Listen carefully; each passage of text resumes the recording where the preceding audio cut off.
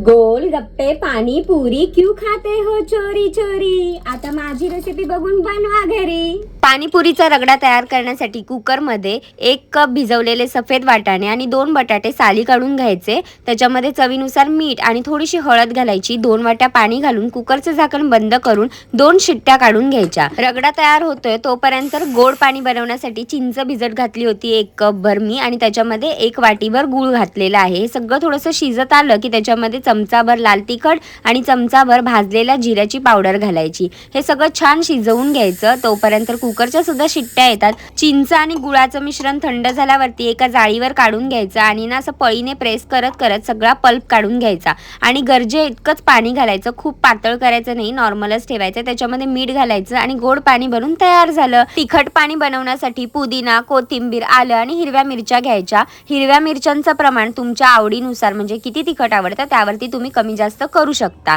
ह्याच्यामध्ये थोडं पाणी ऍड करायचं आणि स्मूथ असं मस्त पेस्ट करून घ्यायची। आता ह्याला मी काही गाळून घेतलेलं नाहीये, ह्याच्यामध्ये डायरेक्ट पाणी ऍड केलंय आणि मग मिक्स करून त्याच्यामध्ये मीठ घालायचं, चमचाभर भाजलेल्या जिऱ्याची पावडर, चमचाभर चाट मसाला घालायचा आणि थोडासा गूळ ऍड करायचा म्हणजे मस्त आंबट तिखट असं छान होतं हे। आणि थोडासा चिंचेचा जो कोळ आहे ना तो चमचाभर घातला आणि मिक्स करून तिखट पाणी सुद्धा तयार करून घेतलं। कुकर उघडून माझा रगडा सुद्धा मस्त शिजला होता, त्याला सुद्धा ना मस्त स्मॅश करून घेतलं आणि मग पाणीपुरी झाली तयार। मस्त पुरी फोडली, त्याच्यामध्ये रगडा, कांदा, तिखट पाणी, गोड पाणी घालून मस्त खाल्ली। एकदम चटपटीत झाली होती। मला बाहेरच्या पाणीपुरीपेक्षा घरची पाणीपुरी प्रचंड आवडते। तुम्ही पण बनवा आणि फॉलो फॉर मोर रेसिपीज।